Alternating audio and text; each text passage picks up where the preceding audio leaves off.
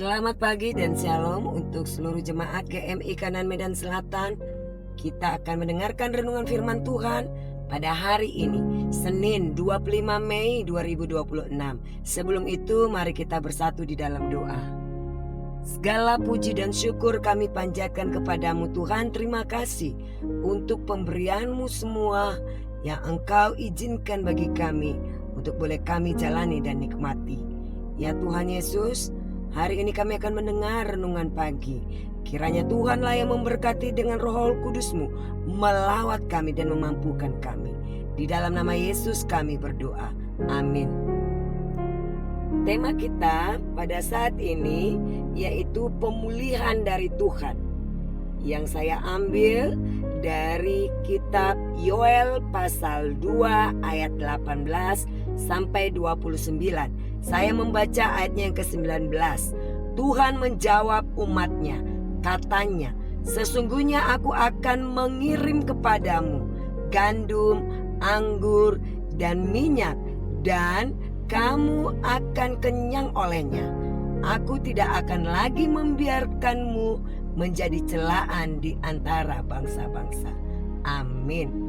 Jemaat yang diberkati Tuhan, di suatu tempat ada pohon yang bagian bawahnya sudah kropos dan rapuh.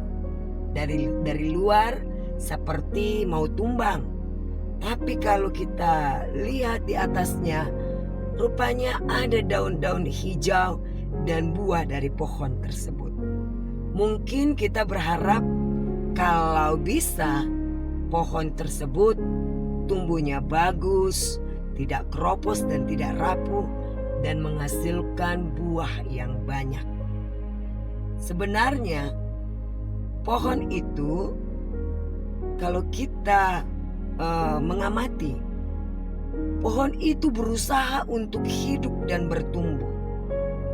Pohon itu pernah rusak, tapi tidak selalu kehilangan harapan untuk hidup, dan tidak menghalangi untuk bertumbuh. Begitu juga manusia. Mungkin kita pernah rapuh, hancur, diam-diam, terluka, dan mungkin terlihat kuat padahal sebenarnya sedang berjuang sendirian. Karena tidak ada orang yang dapat menemani atau menopang kita menjalani pergumulan kita. Nah, luka-luka itu, walaupun ada pergumulan itu, walaupun ada dan sebagainya, itu bukan akhir dari segalanya. Kerapuhan dan juga luka-luka batin dan juga seterusnya, itu bukan merupakan suatu kegagalan dalam hidup ini. Masa lalu boleh meninggalkan bekas, tapi tidak berhak menentukan masa depan kita. Kerapuhan, masa luka-luka batin ataupun masa pergumulan tidak dapat mengatasi ataupun menghalangi masa depan kita. Selagi ada harapan kepada Tuhan, kita masih bisa bertumbuh dan masih bisa pulih dan berkembang serta menghasilkan hal-hal yang indah dalam kehidupan kita, jikalau kita mau bertobat. Nah, di dalam firman Tuhan pada saat ini, Tuhan menjawab umatnya, katanya, sesungguhnya aku akan mengirim kepadamu gandum, anggur, dan minyak, dan kamu akan kenyang olehnya. Aku tidak akan lagi membiarkanmu menjadi celaan di antara bangsa-bangsa. Dalam harapan kita di dunia ini, walaupun kita di dalam kerapuhan dan pergumulan dan seterusnya, kita pasti mempunyai harapan untuk dapat melanjutkan kehidupan kita. Di sini Tuhan menjanjikan, aku menjawab umatnya. Ya, Tuhan menjawab umatnya, sesungguhnya aku akan mengirim kepadamu gandum, anggur, dan minyak, dan kamu akan kenyang olehnya. Ini menyatakan bahwa Tuhan menyediakan, memperlengkapi semua yang kita butuhkan. baik itu kebutuhan jasmani, baik itu kebutuhan rohani. Dan Dia tidak akan membiarkan kita lagi untuk dicela di antara bangsa-bangsa. Nah, bangsa Israel ini adalah bangsa pilihannya.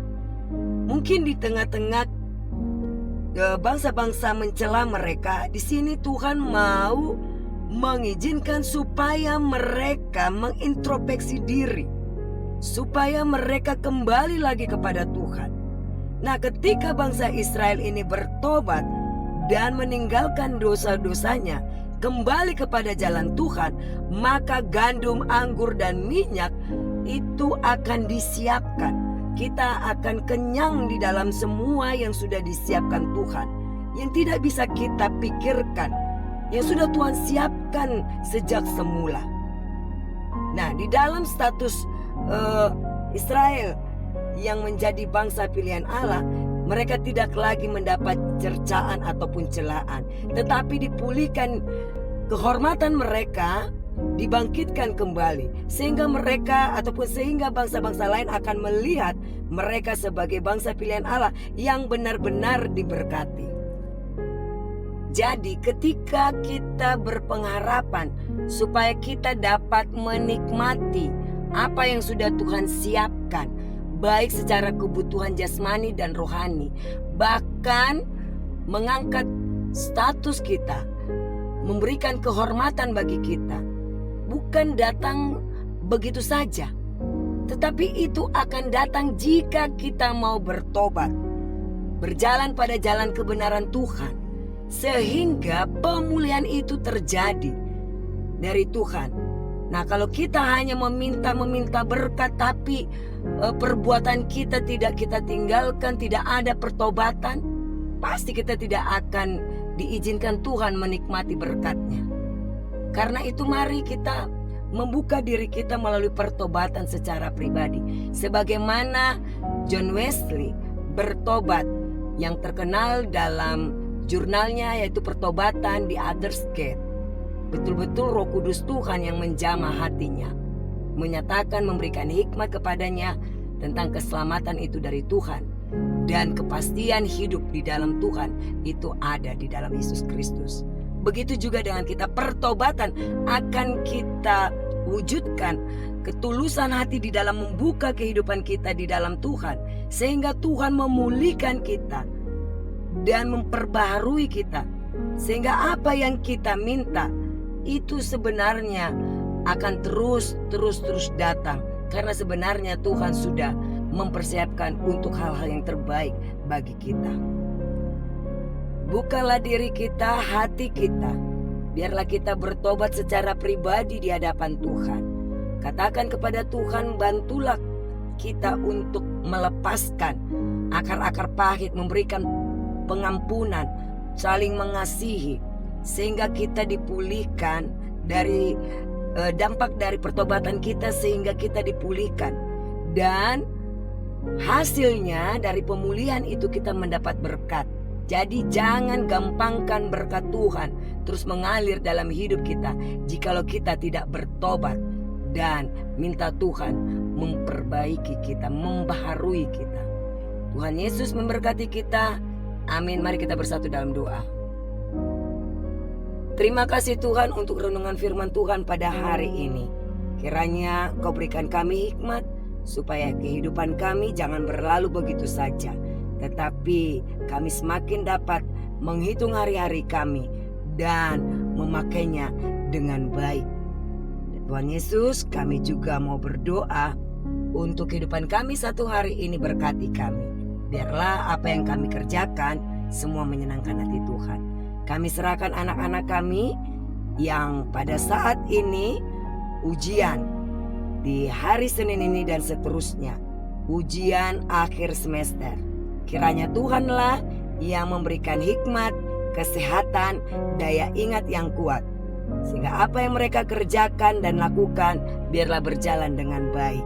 Anak-anak kami yang jauh ataupun yang dekat, berkati di dalam pendidikan, di dalam tumbuh kembang mereka. Semuanya yang mereka perlukan Kau siapkan Tuhan.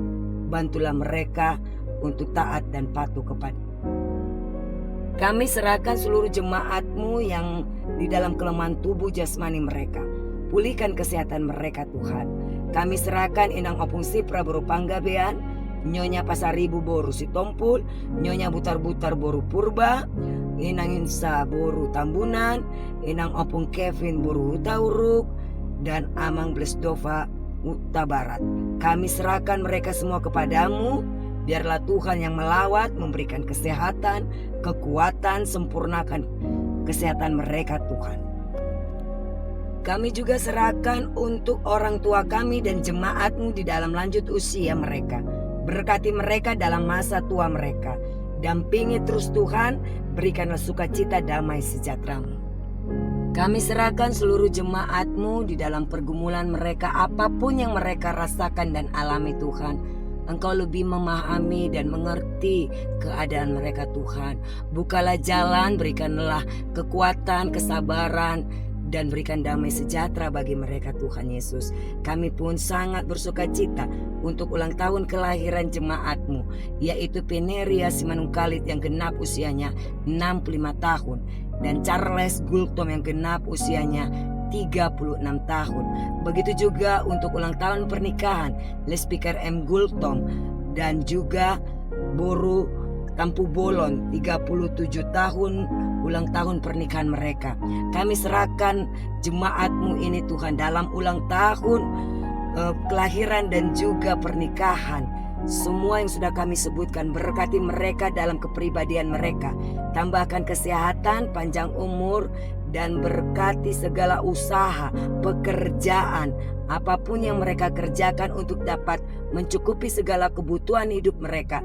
Bantu Tuhan, berikan yang terbaik bagi mereka. Terima kasih Bapa, kami serahkan doa kami ini kepada-Mu.